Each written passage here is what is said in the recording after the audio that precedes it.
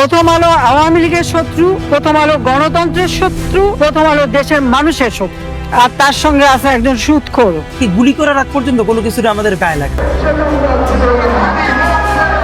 এক ভয়াবহ অস্থিরতা ও নিরাপত্তাহীনতার মধ্য দিয়ে যাচ্ছে বাংলাদেশ। ওসমান হাদিকে হত্যার পর ডেইলি স্টার ও প্রথম আলোতে আগুন দেয়া ও লুটপাট, ছায়ানট ও উদীচিতে হামলা ভাঙচুর, ধর্ম অবমাননার অভিযোগে একজন সংখ্যালঘু হিন্দুকে পিটিয়ে হত্যার পর আগুনে পুড়িয়ে দেওয়ার মতো ন্যাক্কারজনক ঘটনাও ঘটেছে। এসব মব সন্ত্রাস ঠেকাতে সেনাবাহিনী, গোয়েন্দা সংস্থা ও স্বরাষ্ট্র মন্ত্রণালয় সহ আইন শৃঙ্খলা বাহিনী ধারাবাহিকভাবে ব্যর্থ হয়েছে। নির্বাচনকে ভণ্ডুল করার নানা চেষ্টাও চলছে। এসব বর্বর মব সন্ত্রাসের ইন্ধনদাতা কারা? আজকের কন্টেন্টে আমরা এর উত্তর খুঁজব।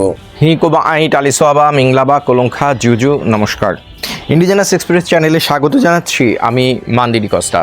মব সন্ত্রাস ঠেকাতে ব্যর্থতা। দেশের আইন শৃঙ্খলা রক্ষায় পুলিশের পাশাপাশি হাজার হাজার সেনা মোতায়েন থাকা অবস্থায় কিভাবে মব সন্ত্রাস ঘটছে? ঢাকা সেনানিবাসের জাহাঙ্গীর গেট থেকে ডেইলি স্টারের অফিসের দূরত্ব মাত্র 2 কিলোমিটার। গোয়েন্দা ও পুলিশের ব্যর্থতার পর সেনাবাহিনীও কেন ব্যর্থ হলো? প্রথম আলো ও ডেইলি স্টারের অভিযোগ, তারা সরকারি সংশ্লিষ্ট বিভাগের কাছে সাহায্য চেয়েও পায়নি। এসব ঘটনায় বিএনপি সরকারের তীব্র সমালোচনা করেছে এবং এনসিপি সরকারের একটি অংশের সম্পৃক্ততার অভিযোগ এনেছে।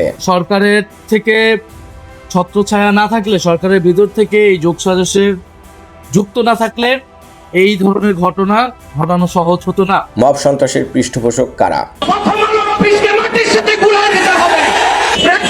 মুসলিমদেরকে পত্রবিদ্ধ করতে, জিহাদের বিরোধিতা করতে জঙ্গি শব্দ আমদানি করেছে।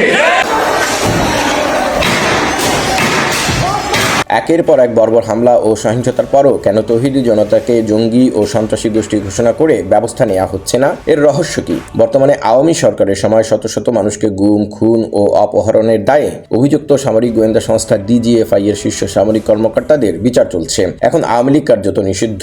ভুক্তভোগীদের পরিবার ও মানবাধিকার কর্মীরা ডিজিএফআই এবং র্যাবকে বিলুপ্তির দাবি জানিয়েছেন।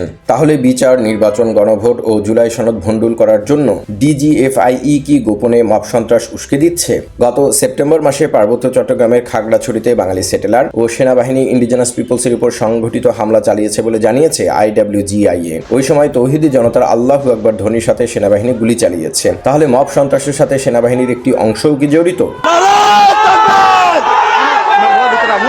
ঢাকা 8 আসনের প্রার্থী সাদিক কায়েম খাগড়াছড়ির একজন বাঙালি সেটেলার, আর সেনাবাহিনী ও ডিজিএফআই এর অবস্থান সবসময় বাঙালি সেটেলারদের সুরক্ষা ও প্রতিষ্ঠার পক্ষেই থাকে। তাই ঢাকা 8 আসনকে কেন্দ্র করে এই অস্থিরতা রহস্যজনক। বর্তমান স্বরাষ্ট্র উপদেষ্টাও একজন অবসরপ্রাপ্ত সামরিক কর্মকর্তা। মব সন্ত্রাস ঠেকাতে তার ব্যর্থতা কি ইচ্ছাকৃত ও পরিকল্পিত?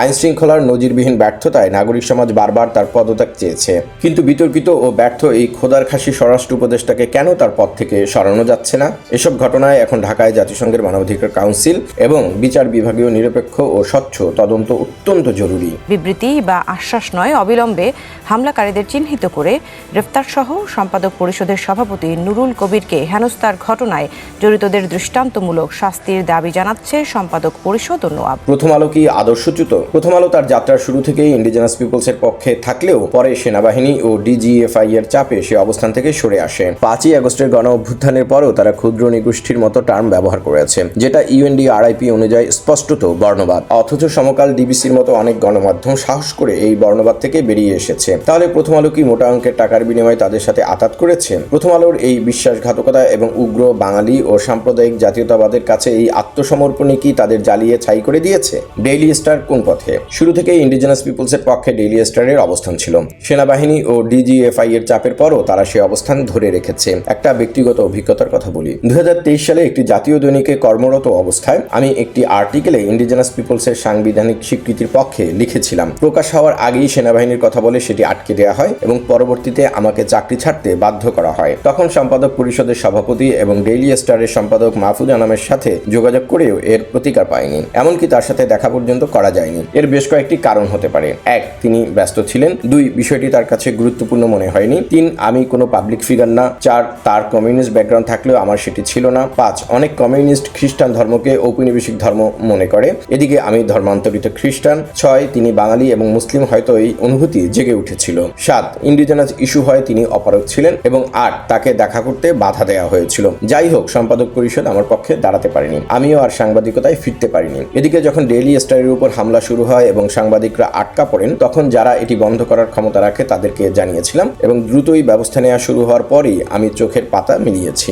বাংলাদেশের সংবাদ মাধ্যমগুলো যখন উপজাতি, ক্ষুদ্র নৃগোষ্ঠী, ক্ষুদ্র জাতিসত্তা এসব বর্ণবাদী টার্ম ব্যবহার করে জাতি বিদ্বেষ, ইন্ডিজেনাস বিদ্বেষ ছড়ায়, তখন সম্পাদক পরিষদ কি করে? এসব টিকিয়ে রেখে সম্পাদক পরিষদ যখন গণমাধ্যমের স্বাধীনতার দাবি জানায়, তখন সেটা সার্কাস লাগে এবং জোকসের মতো শোনায়। মত প্রকাশ এবং গণমাধ্যমের স্বাধীনতা চাইলে অবশ্যই তার একটি স্বচ্ছ, নিরপেক্ষ ও শক্তিশালী নৈতিক ভিত্তি থাকতে হয়। এটি সম্পাদক পরিষদ সহ সবারই মনে রাখা উচিত। পেশাজীবী সংগঠন, ব্যবসায়ী, নাগরিক সমাজ, রাজনৈতিক দলসহ সাংবাদিক সংগঠনগুলোকে এই দাবির সঙ্গে একাত্মতা প্রকাশের জন্য আহ্বান জানাচ্ছে সম্পাদক পরিষদ ও নোয়াব।